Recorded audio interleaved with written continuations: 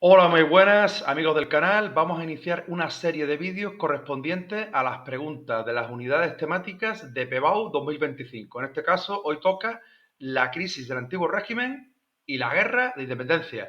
¡Vamos allá!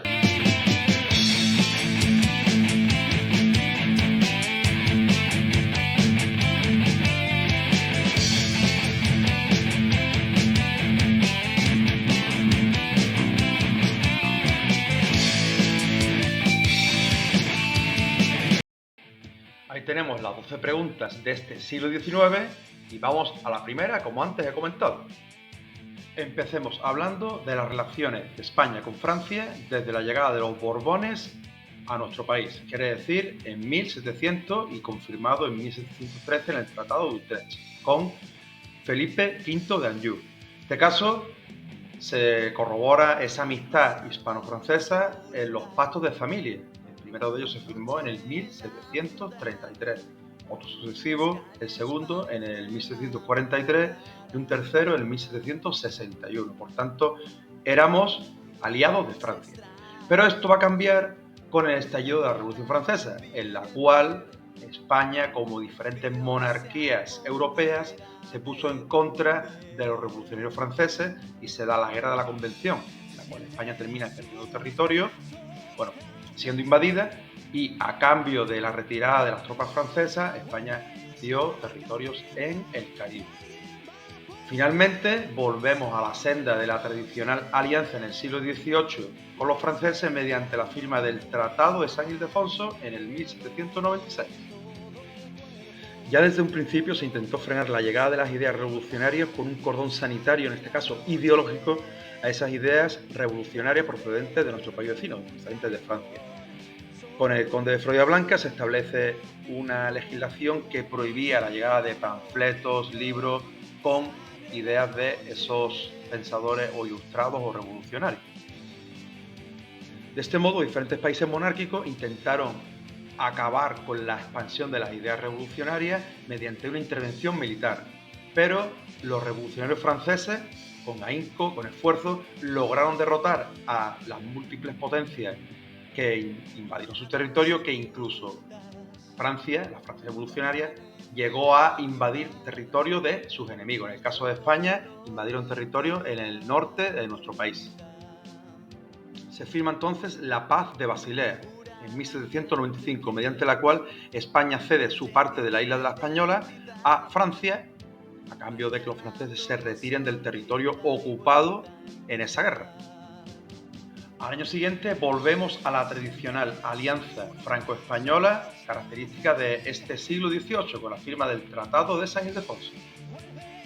Así que seguiremos la política francesa de aislar a Inglaterra, aislar a los ingleses, y habrá diferentes batallas, diferentes conflictos, sobre todo batallas navales, entre Francia y España contra los ingleses. Aquí tenemos la imagen de la batalla de Cabo de San Vicente, que fue una victoria inglesa.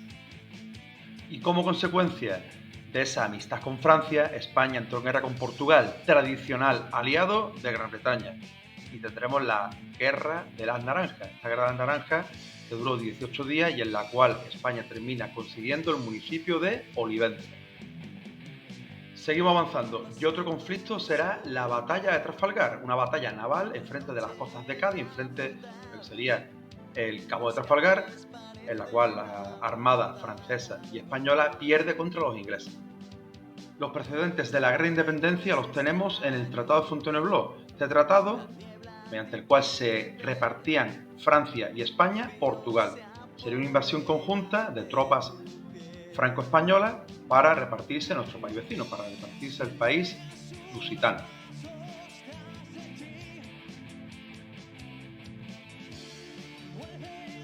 Nos situamos ya en marzo de 1808. Estamos en el 19 de marzo, se produce el motín de Aranjuez. En este caso, se trata de que Carlos IV termina renunciando, abdicando en favor de su hijo Fernando VII. Lo que realmente ocurrió fue un motín, un complot pro-anglosajón. En este caso, España en aquella época era un país aliado de Francia y con este cambio de rey Francia no estaba contenta, Francia no estaba a gusto, que veía como un tradicional aliado iba a tener una postura diferente y contraria a la habitual en los últimos años. Napoleón actuará de árbitro en la disputa entre padre e hijo y llamará a los dos, tanto a Fernando como a Carlos, a Bayona, una localidad francesa. Finalmente, Fernando le da la corona, abdica en nombre de Carlos y Carlos le da la corona a Napoleón. Napoleón finalmente se la cede a su hermano, que será conocido como José I de España.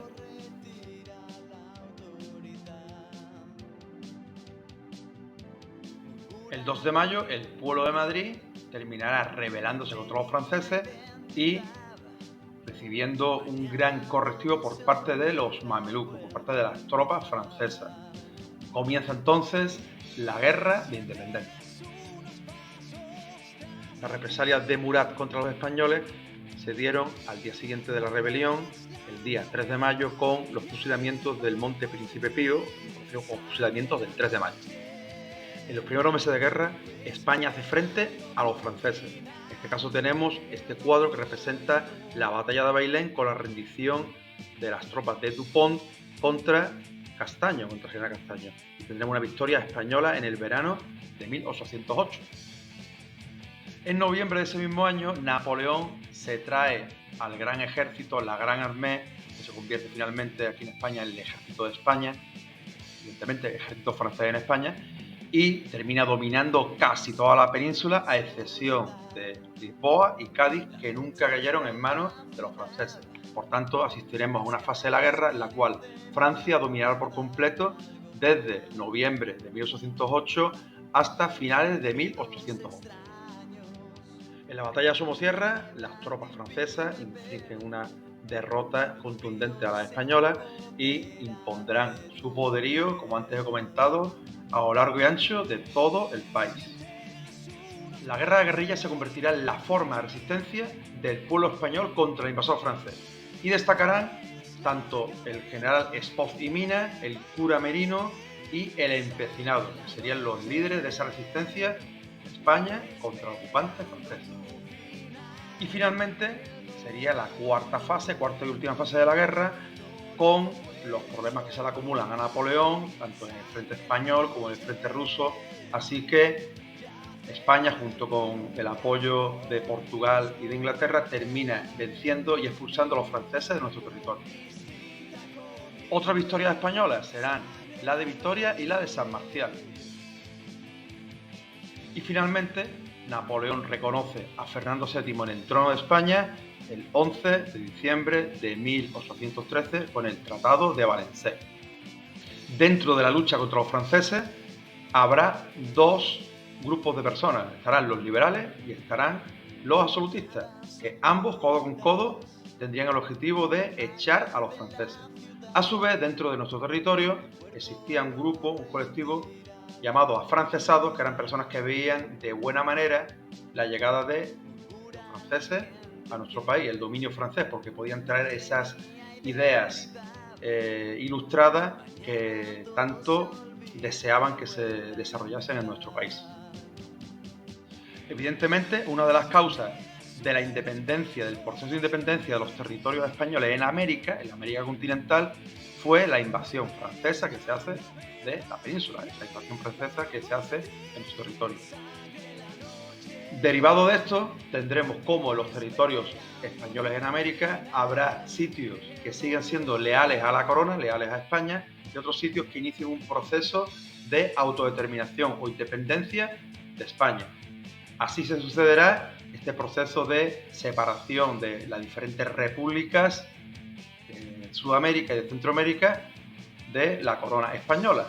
Será un proceso que abarcará desde 1808 a 1824 y mediante el cual diferentes estados surgirán en lo que eran los antiguos territorios de nuestro país en el otro continente, en el continente americano.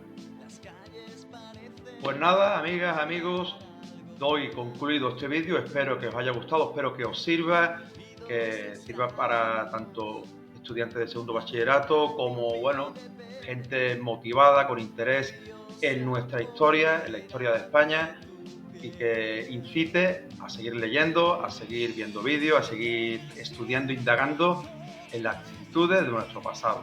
Así que nada, como siempre, un saludo, nos vemos en otra ocasión.